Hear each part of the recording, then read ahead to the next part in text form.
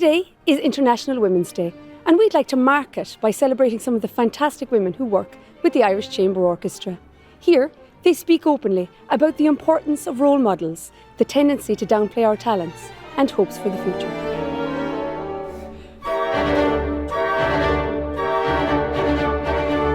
I can honestly say I have never, for 1 second, ever felt uncomfortable in my role here as a woman. I've been playing the violin since I was 4, and I still love it. And I consider that quite a big achievement, because I don't think it's easy to keep loving what you do with the pressures of our job. And I've managed it because I've placed myself amongst the right people. As a woman leading the Irish Chamber Youth Orchestra, it feels very empowering, and I feel lucky to be able to do that. It's not common that you'd see women leading orchestras, and it's really important to acknowledge that when it does happen, because it's moving in the right direction.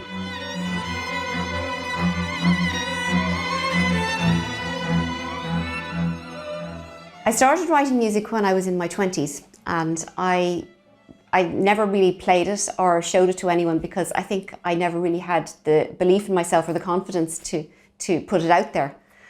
But then many years later, I always had this feeling that I had something I wanted to express. And years later then, when my orchestra, Keogh was in need of some music, I had run out of ideas and I thought, well, I'll write something myself.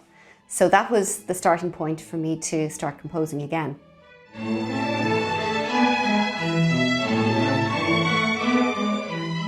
I hadn't realised the effect it had really on the young players. They seemed to enjoy it, but it was only when one of the musicians wrote an essay about me in school, and her mother showed it to me, and it was about a composer, and she picked me.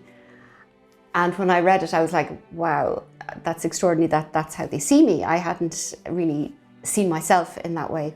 The Irish Chamber Orchestra always appealed to me because it was a group of such excellence, of dynamism, of a particular sound, and was really forging and cleaving its own way through the whole classical music landscape in Ireland, as well as being very innovative. I think the fact that the Irish Chamber Orchestra has modelled this 50-50 gender equality piece is hugely influential for younger musicians coming up. I think it's hugely influential for the Sing Out with Strings programme that the Irish Chamber Orchestra rolls out, in that these women musicians provide role models for children and young girls coming up who mightn't have had the opportunities or currently have the opportunities, and they can see, I can do that, and that's really important. Growing up with Sing Out with Strings and being able to have the opportunity to do that in primary school, and having teachers really believing and encouraging me and my friends around me, it really gave me the foundation to develop leadership skills and to go on to lead the Irish Chamber Orchestra, Youth Orchestra. And it also gave me the really important skills that I need for life and going out into the working world and being able to have those skills. And not many people have that opportunity to be part of Sing Out with Strings, and I feel like I'm very lucky. I feel that the work we're doing in Sing Out with Strings is really important. As a woman, I see a very masculine edge to a lot of things in education, sports, but arts get less attention.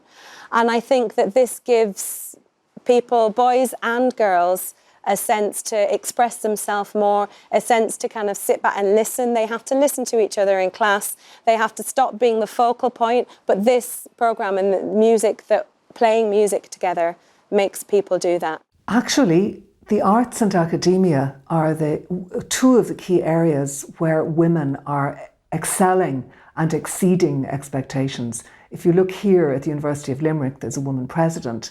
There are numbers of women deans. If you look at the orchestra, you have a leader who is a woman, you have a female chair. In the University of Limerick, in our World Academy, you have Diane Daly, who's leading out there. So I think the arts and academia, in fact, are leading the charge to a great extent. As a young girl, I used to go to concerts because my father was in the London Symphony Orchestra.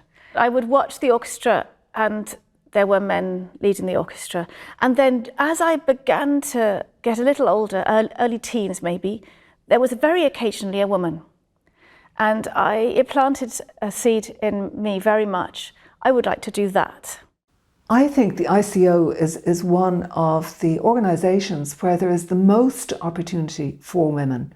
where there is a sense of total equality, where people perform to their skills base and where can express themselves through their music. And it doesn't matter whether women or men, so it's absolute equality within the Irish Chamber Orchestra as far as I'm concerned.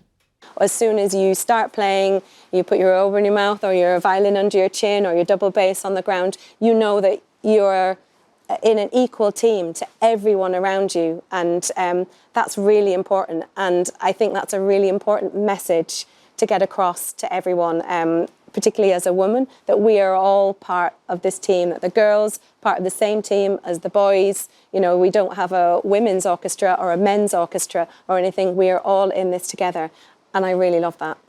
I think women in general sometimes tend to downplay their talents and their abilities and maybe not have full belief in themselves.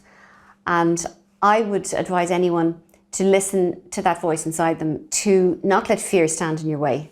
If you have a burning desire to do something, do it. It doesn't matter what age you are.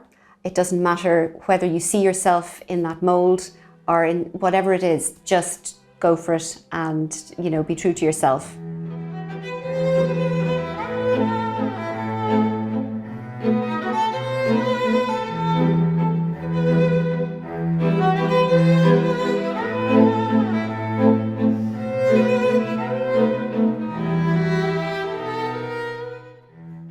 I think it's really important in an organisation in terms of female empowerment is that those in management and those in leadership would listen carefully to the women who are working with them and for them, and to remember that the best way to work together is to work collaboratively. There's an Irish seanchal, a proverb, which says, "Ar scá a chéile a bharmid," that we will work together and we will succeed.